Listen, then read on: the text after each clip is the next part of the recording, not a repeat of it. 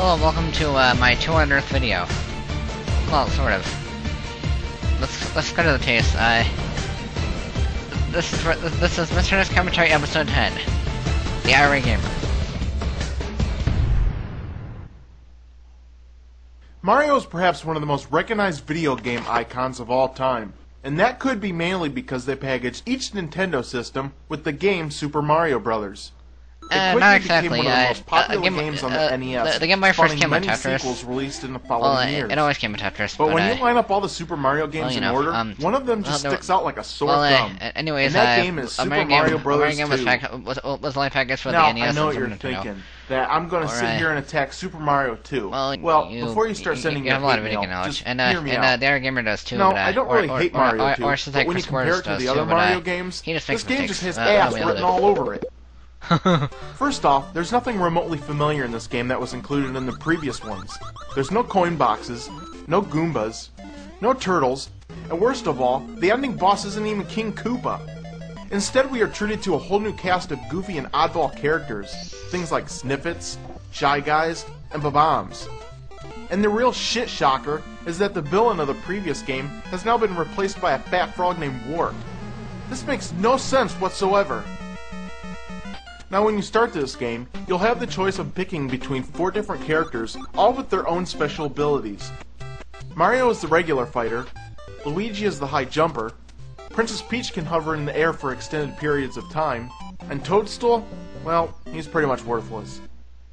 Once you select your player, it's time to start the game, and you do so by falling from a door in the sky. Exactly how a door got up there in the first place is way beyond me, but once you land, you'll notice that the gameplay has been totally altered. And it's magic. First they did away with the ability to smash your enemies. Instead, you'll have to pick them up and toss them at other enemies in order to kill them. Secondly, this game is only a one-player game. It's totally different from the original in which you could play 2 players. Mind if I play? Sorry man, this is just a one-player game. Well, that sucks. I love stuff like this. Another thing that just pisses me off is the game starts you off with a 2-heart health meter. And every time you get hurt, they take away an entire heart. That's actually diamonds, now, I wouldn't mind this so much, but they make it very hard to replenish your health. In the first Mario Brothers game, it was really simple. All you had to do was just pound away at coin boxes until you ended up finding a mushroom. It's still by running into an enemy. But with the second game, they decided to make things much harder. It's only after you kill a certain amount of enemies that a heart will float up from the bottom of the screen. Well, big fucking whoop. Doing it this way is just stupid. And remember that invincibility star? Well, yeah, they pretty much fucked that whole thing up too. Instead of now finding the star, you'll have to go around and collect 5 cherries that are scattered around the level. And after you've collected that 5th cherry, you gotta wait for it. Ugh, look at this shit. Could it move any slower? I can take a shit faster than this.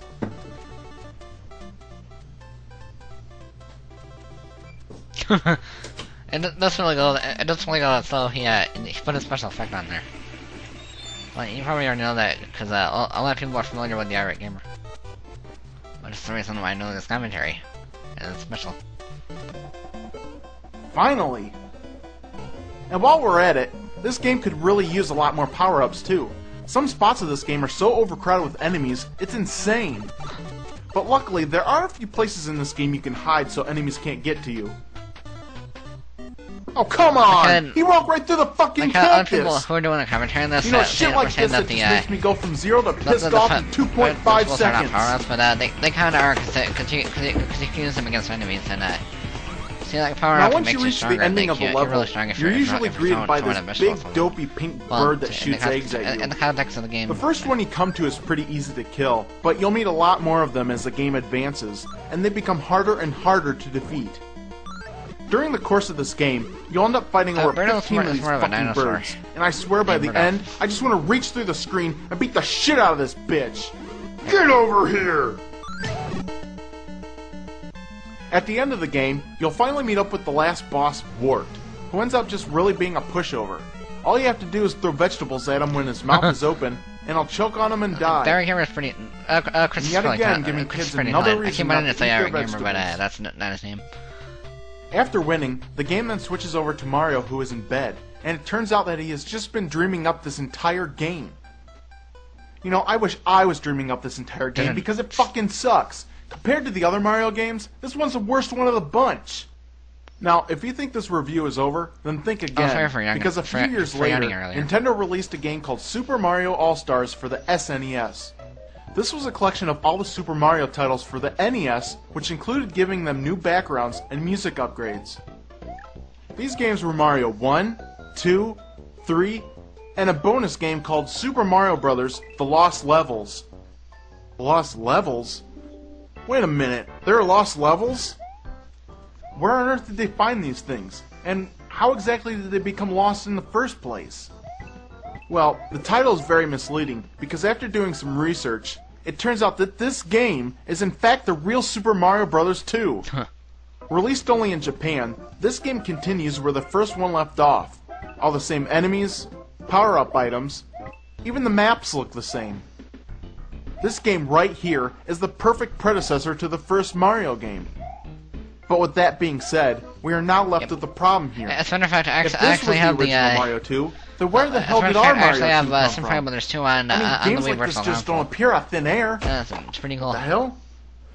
This mystery is very confusing, but we must get to the bottom of it. That's successor. And after doing even more research, I found something that is guaranteed to flip some shit. Years earlier, a game was released called Doki Doki Panic. It started off with two kids getting pulled into a book by a green hand, and the heroes of the game going in after them. Now, the introduction may not look familiar, but once you start the game, you will be amazed. Holy shit! This looks pretty damn familiar. In fact, it's the exact same game. And we're not just talking about copying the layout of the levels. Everything has been stolen. The enemies, the music, power-ups, it says that, everything. It's gonna say later on that if you compare both these games side by side, you'll see it's the exact same video game. You can't steal from yourself. Unfucking believable. Even the characters in this game have the exact same abilities as the characters in Mario 2. I mean, look. Here's Mario, Luigi, Princess, and yeah, even the worthless Toad. Now, I will give them the benefit of the doubt, because they did change and upgrade a few things from the original. At least I think so. Like, instead of turtle shells, you pull out weird-looking heads. And there you see the original attack. And the water flows a lot faster in this game than the Mario clone. But even with that being said, what the fuck? These two games shouldn't have anything in common. It's unclear as to why they copied it in the first place, but many have speculated that the real Mario 2 game was just too much like the first one. And I guess that's understandable, because having two of the same thing can get stale and repetitive. Yep, stale and repetitive. Now, I was never a big fan of Super Mario 2, but a few years ago, they released it again, and this time for the Game Boy Advance. Version of Doki Doki Panic. Super Mario 2 was given a complete makeover, and the end result is amazing. Panic, it's like an amalgamation of. I can honestly say that for the first time, this truly feels like a Mario game. In the Mario universe, pretty much. They totally revamped all the levels, included a lot more power-ups, mixed it with some interesting enemies, and now finding hearts to replenish your health is so much easier. I started with I got so now that we have the newer version, we can now destroy the original. And then a few years later, I got the. Face it, your reviews suck. I got I'm taking over and destroying the original. And that was about. And that was about I made in Japan for I think $10, I believe. Time for some flower power. What? Whew. That was a close one. Well, I kind of wanted to say something, but I'll just let this play out. Where am I? Yeah, well, looks like I have another minion to torture. I'm getting you for this. Ah!